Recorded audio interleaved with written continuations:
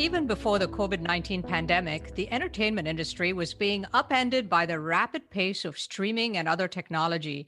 Then COVID-19 hit, shuttering movie theaters, shutting down the world, and driving people into their homes and in front of their television screens, where they've largely remained over this past year.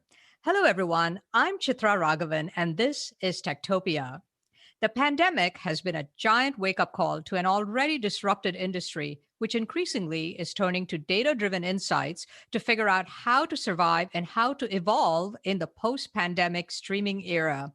Joining me now to talk about the data driven transformation of Hollywood and the entertainment industry are two amazing guests. Anjali Midha is CEO and co founder at Diesel Labs. The Cambridge, Massachusetts based startup delivers cutting edge content analytics to help media decision makers address some of the toughest questions confronting the industry today, such as what to produce, where to distribute it, and where to market it. I'm also joined by John Mass. He's Executive Vice President at Content Partners, a Los Angeles based investment company and the leading independent owner in the world of major studio distributed films, television shows, and related media.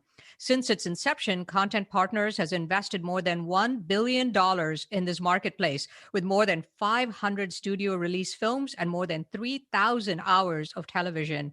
Anjali and John, welcome to Techtopia. Thanks so much for having us. Thank you.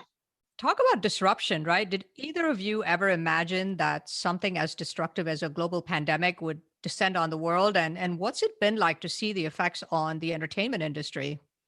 Well, I definitely did not see the pandemic coming. I think, being in our shoes, starting a company that's studying the interactivity and the development in the media industry was sort of tough enough as it was, thinking ahead about what were we going to see in the next 3 to 5 years. Pandemic was definitely not on the dartboard, but it has been a fascinating year in terms of actually, I think, accelerating a lot of the change that we're expecting in the media industry. It's sort of speeding up because we're seeing people at home. We're seeing accelerated change in terms of how movies will be distributed, not just this year, but in the years to come. I think a lot of what we were probably going to see over the next, 5-10 years, we're going to now see have that happen in the next year or two. John, I don't know if that jives with your perspective as well, but interested to hear. No, absolutely. I think you have to look at, certainly it's been a devastating year. So much obviously loss of life, which is the saddest component of this, but also businesses have really been shook. But at the same time, I think there's been a lot of advancements. And as you said, things like PVOD and TVOD in the film business, shortening the windows of the licensing of different content from theatrical to various forms of television has happened. And I think in many ways, it won't ever go back to where it once was. Those windows will stay very short. Some studios will continue to release both in theaters and on as loosely defined television or at home as possible. And I think that's good for the business. Innovation and change is good. And something like the pandemic has certainly accelerated and changed that. At the same time, I think we're seeing the theaters coming back, the reopening. There seems to be a real demand for people to get out and go to movie theaters. I don't think 2021 will approach 2019. I think 2022 will be a much better guide as to what the theater business will be. But suffice to say, it's certainly going to be much better than 2020. And I'm glad. I think there's nothing like going to a movie theater, and I hope people do go back. Oh, I totally agree. I just love being in a movie theater. Nothing really quite compares to that. If you look at the transformation of the entertainment industry, even pre-COVID, John, what have been the most sort of consequential changes, and who are the drivers in how content has been produced? I think how content's been produced has still been driven by the creators, and whether those are writers or directors, actors, the creation of content, producers, the creation of content has been driven by them, but in what form it takes, what distribution channel it may rest upon or be delivered, that's been dictated by the traditional buyers, big studios and networks, and now new players, the more tech-oriented type companies that have entered the entertainment business, and it's still to be determined what it will look like in the future. So I guess it's one more area where sort of big tech is sort of playing the 800-pound gorilla now, right? You've got Netflix and Amazon and Apple and all of these players who are suddenly making their presence known in a very big way. Yes, yes. And most recently, the move that we've heard rumors that Amazon may be buying MGM or is in talks to buy MGM is a really big play where you see further consolidation of the business, further vertical integration between a distributor in the case of Amazon and a producer distributor in the case of MGM. So it gets it gets to be real interesting, going forward, and the role that these new companies in the entertainment business are going to have. Yeah. And speaking of creative, it's interesting too, because some of those tech behemoths, as you called them, they have very different decision-making frameworks, right? It's completely different, wildly different, in fact, to program an on-demand service with thousands of hours of content versus how we used to see things get programmed, where it was, I need a drama to fill my Tuesday 9 p.m. or Wednesday 9 p.m. time slot. So that has also, I think, accelerated pretty fundamentally, with the introduction of some of these other services like Peacock or Paramount Plus that are coming out from the traditional media companies themselves, now catching up to thinking about programming in that completely different way, which ultimately impacts what gets selected to get made, and where things appear for audiences. Yeah, so it's just not just how we distribute it, but how we actually consume the content, and that's one of the areas where your company, Diesel Labs, is sort of making a huge amount of headway in terms of content analysis and cross-platform audience and insight analysis. What are the kinds of things you're studying, and what are you finding? Yeah, what's so interesting about the world we're in right now is that we have more content than ever before. And somehow or the other, we have less knowledge about how audiences are consuming that content because it is now so fragmented, sitting in so many different platforms, and requires very sophisticated measurement to figure out, really what's going on under the hood. And did somebody just, click away from Netflix and over to Disney Plus, or maybe they clicked to go to their set-top box? Those are questions that are becoming increasingly difficult to solve. What we're doing at Diesel is we're using all of the audience engagement data out there across all the major social and video platforms to help us understand what's happening. If Netflix keeps their data close to the vest, and if Disney Plus keeps their data close to the vest, how are we going to start to unpack what's really going on with audiences? And that's part of the role that Diesel Labs is starting to play. And what are the things you're finding? I mean, goodness, especially this week. It's been a very tumultuous week with the news about Warner Media and Discovery joining forces, most likely, as well as John mentioned, with the Amazon MGM news. And what's really interesting, one of the latest things we learned this week actually was Netflix this year was poised to be the largest producer of content in terms of volume. They had the most titles currently slated for release this year. With the Warner Media and Discovery news, that joint new company would actually overtake Netflix and move to first place in terms of volume of content being released this year. On top of that, then we have the sort of engagement piece of it, which is Disney Plus, that releases fewer titles than both of those other companies that I'm mentioning, but has by far the most audience engagement related to its content. So in terms of making noise with fewer titles, they've been doing a tremendous job. Those are just a couple of the types of things that we've been seeing happening here in these last couple of weeks and months. Wow, that's amazing. And in terms of the types of content that people are watching, you've done some really interesting analysis, like around the time when Bridgerton was really hot, and looking at some of these other trends, looking at rebooting of content, and what are some of the key trends you're finding? I think what's interesting is that we definitely see that the streaming platforms are taking more risks with their content than the folks on the traditional side. But I fully anticipate that over time we're going to see them both kind of meet in the middle to a certain extent. The Bridgerton story is a funny one, actually. So Bridgerton, as most of you probably all know, was Netflix's Christmas Day content that came out last year, 2020.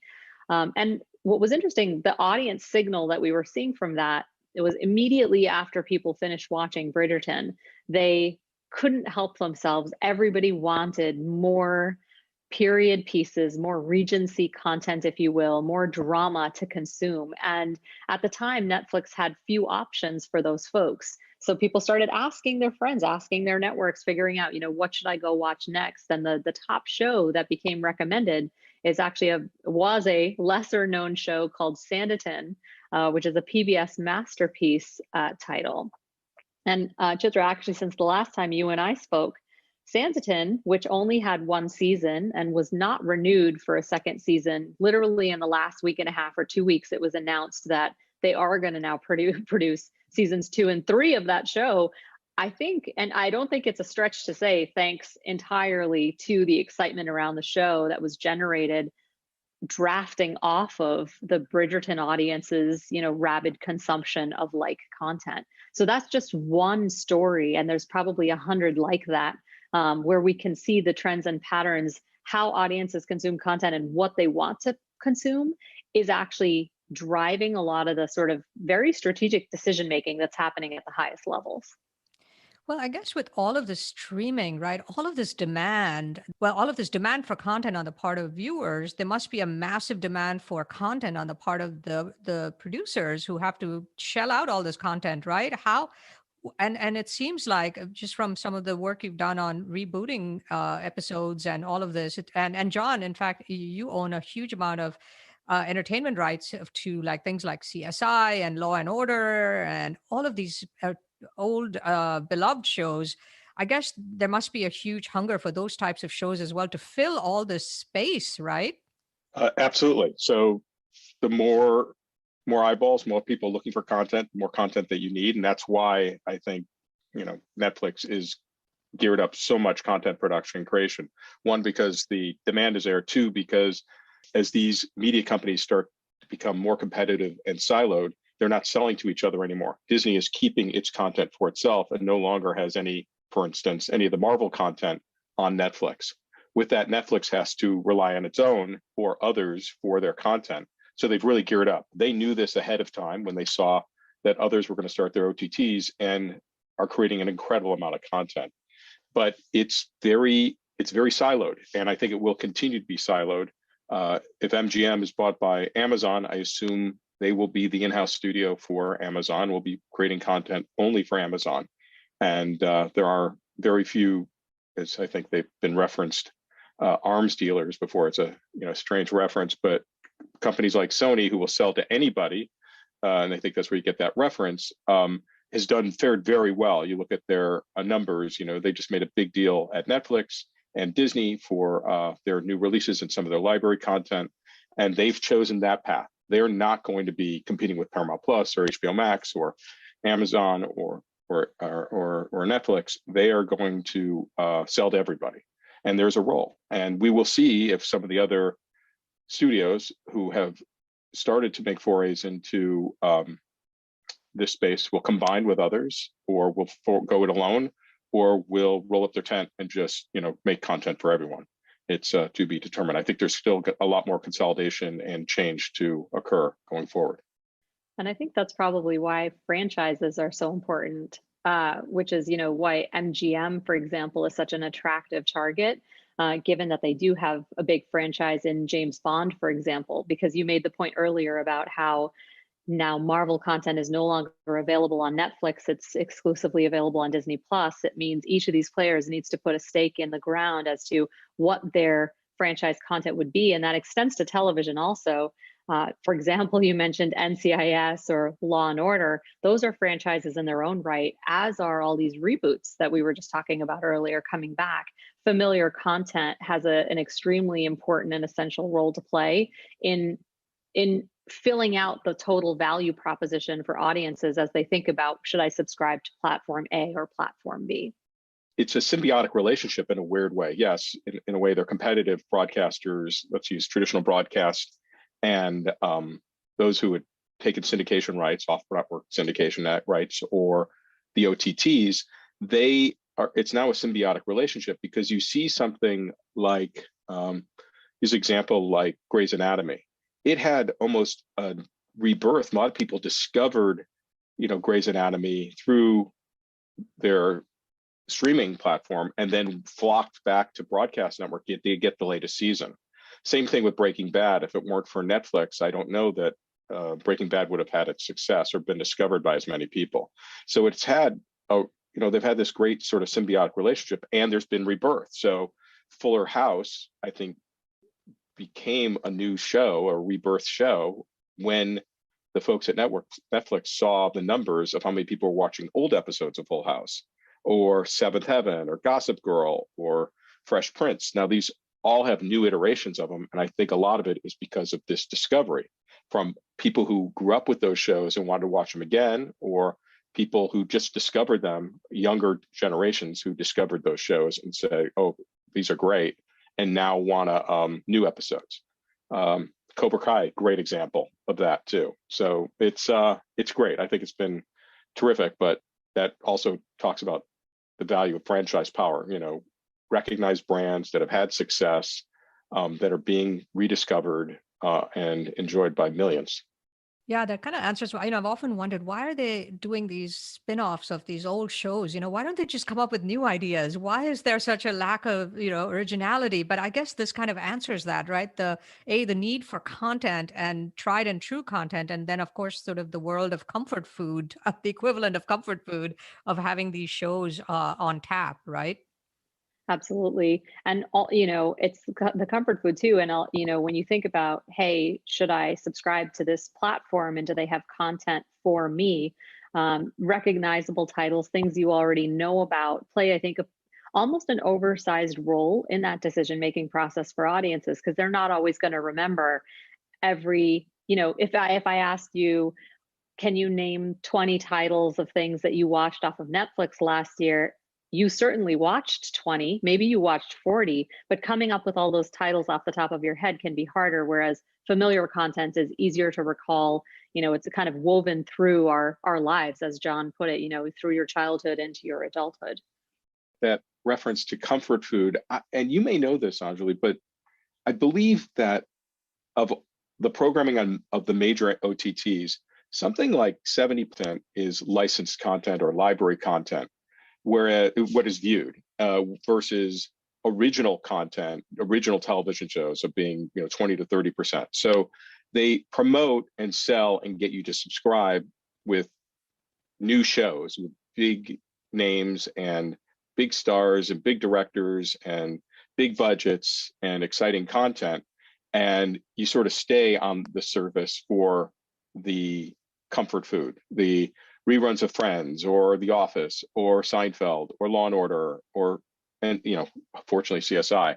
So I think it's a balance of the two, and I think that may be one of the driving reasons for Amazon's purchase of MGM, which is they're going to create more and more new content, but they also license content or library content for these streamers is equally important. I completely agree. And I would go a step further in saying it's even the family and kids content that actually plays an incredibly sizable role in what's being viewed in between those blockbuster Bridgerton moments, right? We don't often talk about that family and kids content, but especially looping back around to the first question that we all were digging into about the pandemic, kids and family content this past year has been absolutely essential. When you have the whole family packed in the home, everyone trying to juggle work and school and everything else. So it's that the aspect of balancing the library from the big blockbuster, the shiny, glossy, fun new stuff is going to be something we're all going to have to learn how to do together, because every platform has their own approach to that. Yeah, and John, you have the CSI franchise, right? You've got some of these big franchises. Tell us a little bit about what you have and sort of what it's been like to see this evolution of the industry and where all of these big shows fit in and how it's affected your investment company. Well, we've certainly been a great beneficiary of the CSI franchise. It's a brilliant show that has lasted have had an incredible run, both in original episodes and in reruns. And now we'll be coming back, I believe in the fall or mid-season, with a new show with the original cast from the original CSI, which was based in Las Vegas, and they're going to call this one CSI Las Vegas. So we're going back, brands mean something, familiarity means something, and it's a proven commodity, as opposed to starting something with a new original idea with new cast and not knowing where that will take you. I think that there is sort of a built-in audience and a built-in, I think, while there's no guarantee of success, you certainly have the cards in your favor if you you start with this, brand name and stars who have been proven in this milieu. We're fortunate that we own something like CSI. We own other big franchises in the feature film and television area. We own big movies like Black Hawk Down and Daddy Daycare and 13 Going on 30 and Made Manhattan. And you think about all these films, The Aviator, it goes on, but there's something there for everyone. They're movies you probably don't think about all the time, but then when I bring up a movie like 13 Going on 30, you go, oh, that was a great movie. I think many people, sort of discovered Jennifer Garner watching that movie. And, she's had an incredible career since then. So there are a lot of movies that we own, and fortunately, the audience continues to flock to. I was on HBO Max yesterday and I saw for the first time the teaser for a Friends reunion. And I was like, wow, that's nostalgia, right? I mean, that was crazy. I'm not sure I want to see them back together. I like remembering them the way they were. It's remarkable. Friends is one of those unique ones that stands out, kind of like The Office, in that these are shows that meant something to a certain generation or cohort of people, and then to John's point, we've had tons of other generations, other groups discover those programs on their own and learn, love them. And so it basically, sometimes I think of these reunion specials, reboots, like things like that, recognizable brand names, recognizable talent. It de-risks a lot of the investments that are being made, because again, you can look at these choices as individual choices to, for example, reunite the Friends cast, but you also have to think about what is the sort of overall programming strategy for a platform like HBO Max. They have to have something new every month to make sure that they're mitigating essentially subscribers from churning out, essentially unsubscribing from the platform. So these choices, when you look at them, if you take a step back and look at them from that 30,000 foot view, it's fascinating to see how they all ladder up to that bigger strategy. And to your point, I don't know, I'm on the fence right now about whether I'm going to watch it on the first day, first minute when it's available, or maybe, sit back and see how people react to it before jumping into it. But, it really speaks to an overarching, very, very interesting approach to programming, to making sure that there's always something new and fresh on the platform. And I think it was Netflix who said, every night is premiere night for Netflix, because there's something new for every person every night for you to discover, whether it's part of that library or whether it's something fresh, hot off the presses. I thought that was a very sort of telling about the underlying strategy that they're using to approach how they think about purchasing content, licensing content, producing content, et cetera. Wow, it's just head spinning, the change, and the amount of content, the change in how people are consuming that content. It is quite amazing. I mean, we mentioned earlier, John, you mentioned how people were asking when COVID hit, right? Is this the end of the movie theater? What's going to happen to watching movies at home? I mean, in the theater, and of course now you have same day, theater release and in-home release. So there's all kinds of innovation going on there. What do you think? Where does sort of the movie theater fit into the future once we sort of go back to the new normal post pandemic? Well, as a romantic about the movie business, I certainly hope people go back to the movie theaters. I remember going to see Star Wars for the first time at a movie theater in my hometown, and I'll always remember that. And seeing on the big screen and seeing the imagery that George Lucas was able to create, the Western set out in space, was just so fascinating to me. I just couldn't imagine seeing it on a small screen, and premiering that, in my living room, even on the big, sort of 80-inch TV that I have today. It's just not the same. I'm sort of thinking right here, what will happen? I don't think it's going to get to 2019 levels this year. Certainly not. We've gone half a year and they've been pretty much closed. But I do think that'll come back. People are going to go back in droves, but I also think we're going to see a number of screens. Movie theaters just aren't going to make it.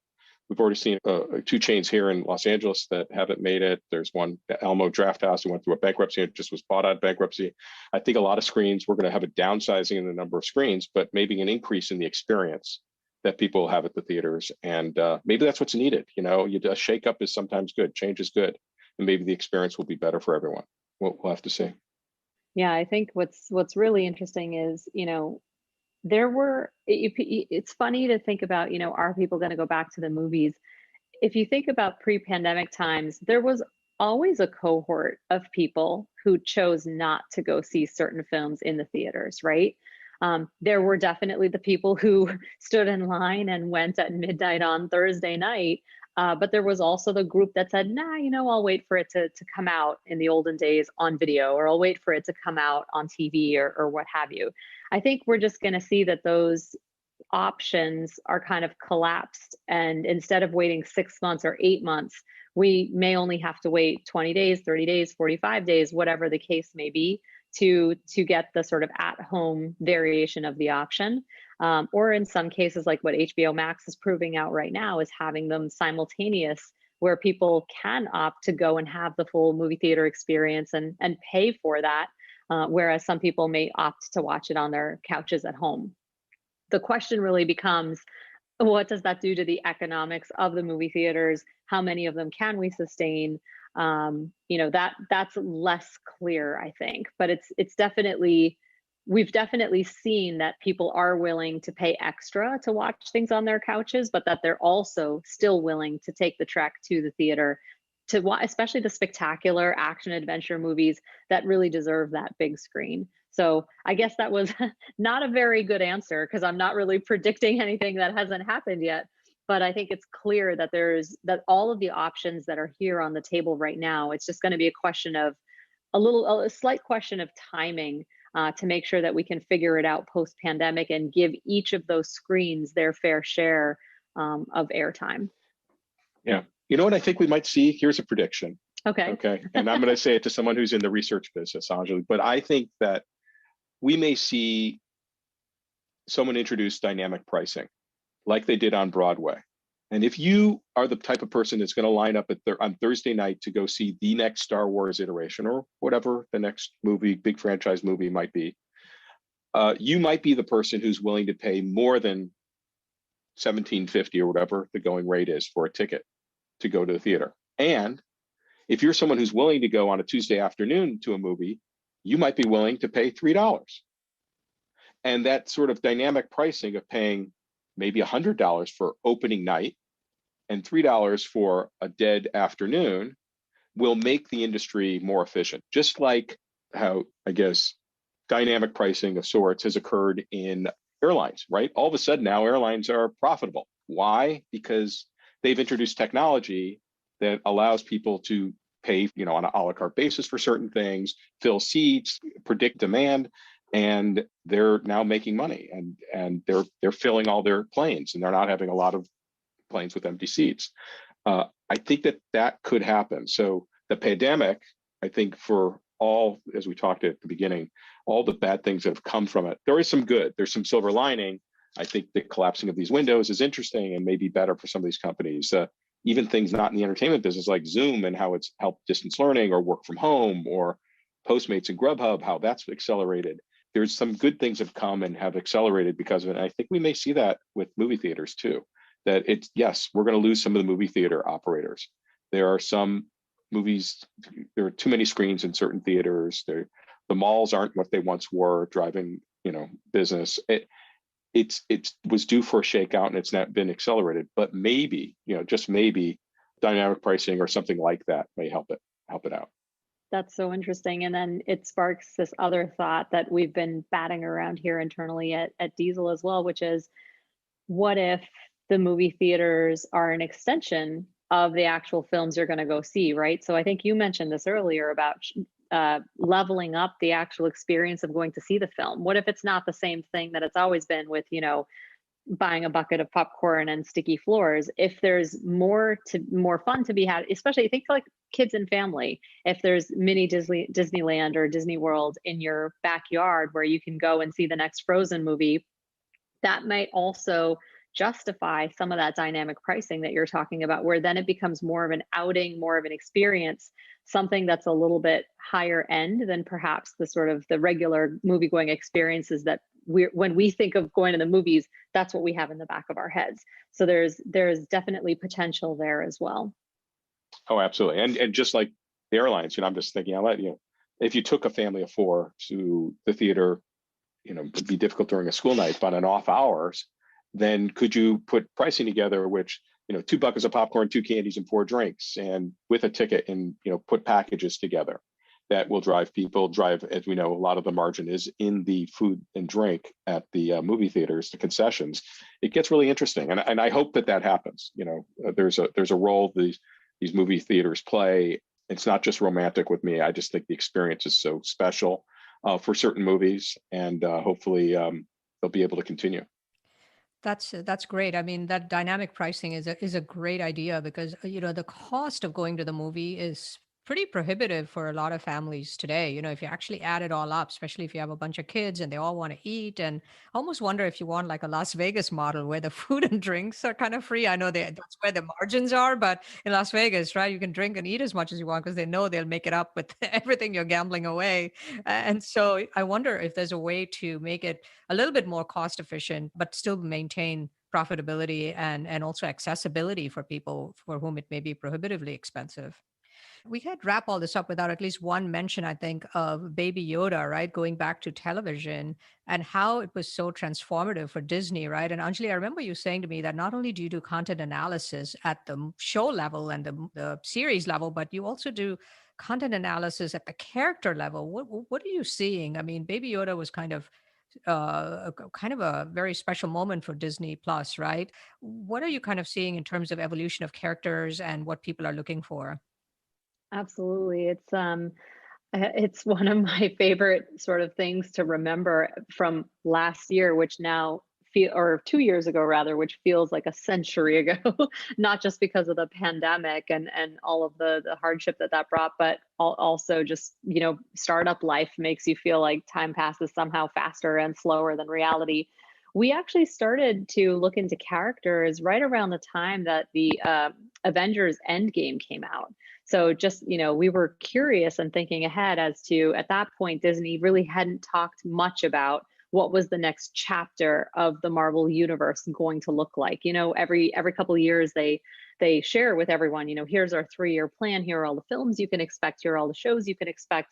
And that was sort of at the right towards the end of that chapter, if you will, or that phase of the Marvel universe. So we decided to go ahead and see what we could learn about, all of the different characters within the Avengers, to start essentially making predictions about which characters could potentially be spun off into their own storylines.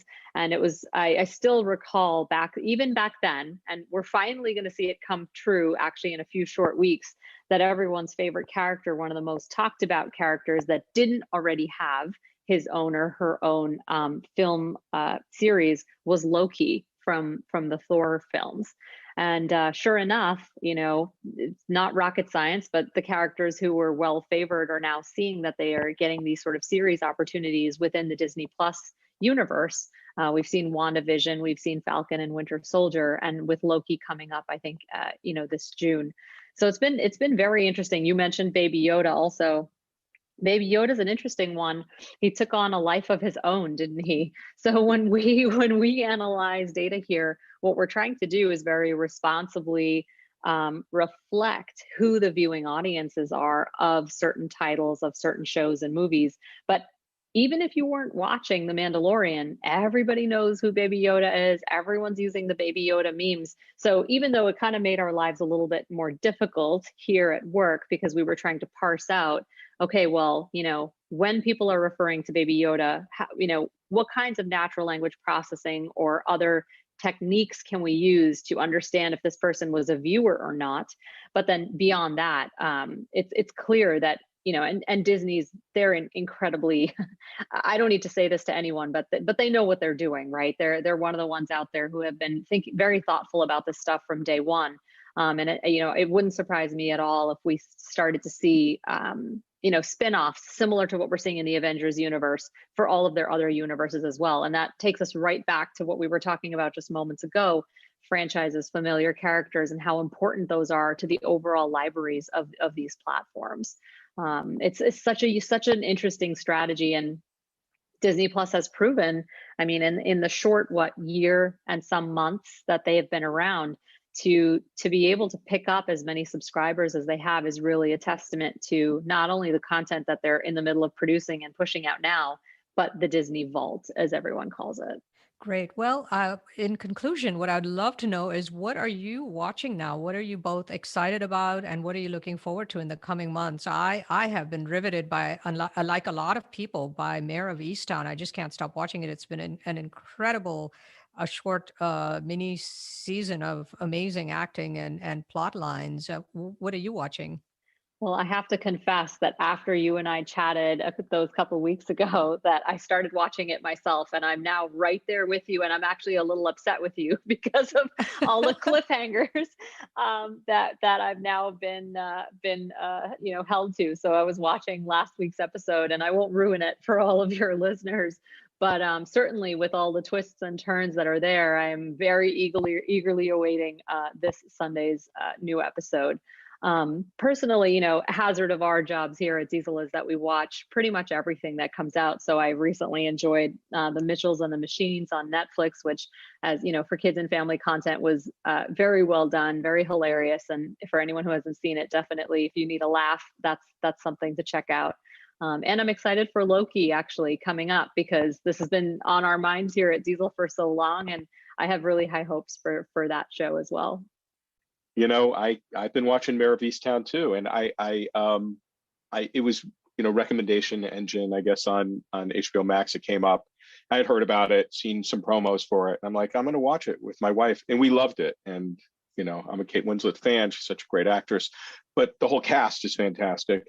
But what I really like most about it, I'm wondering where you guys stand on it, is that as much as I love to binge watch, and I can't wait to see what's going to happen next, because there are cliffhangers on this show. There's a lot of cliffhangers here, as you referenced. I like that I'm waiting a week for it. Gives me time to think about the show, like, where's this going? Who did it kind of thing. It's a whodunit type of show.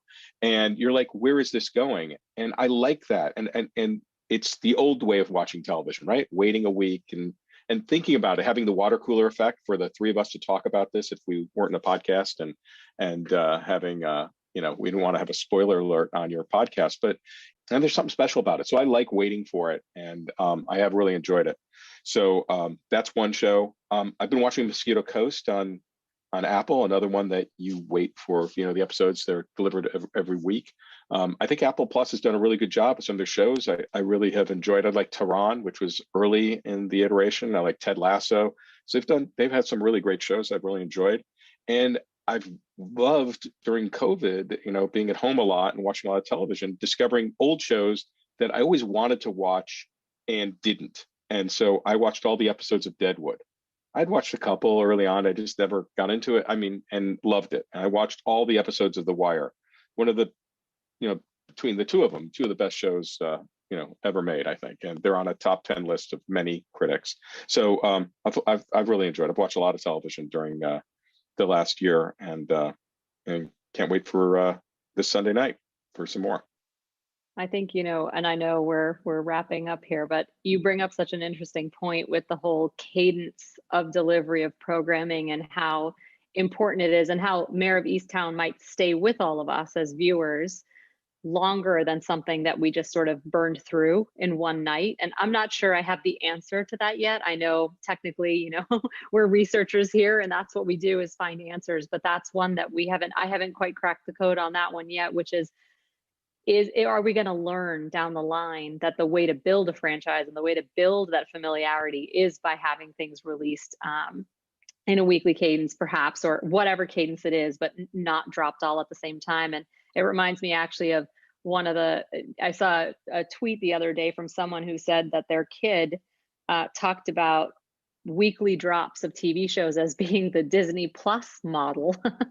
And the person narrating the story said, and then they crumbled into ancient dust, which I can completely commiserate with, because frankly, the youngest generation out there probably doesn't even realize that that's the way that we watch TV for decades and decades, until maybe 18 months ago when everything really changed. Or I should give Netflix more credit than that. Maybe it's been a few years where we had some shows that are, delivered all at once. But it's quite amazing how much, even in the, like, let's call it a 30-year spectrum of generations, how people are going to remember things completely differently.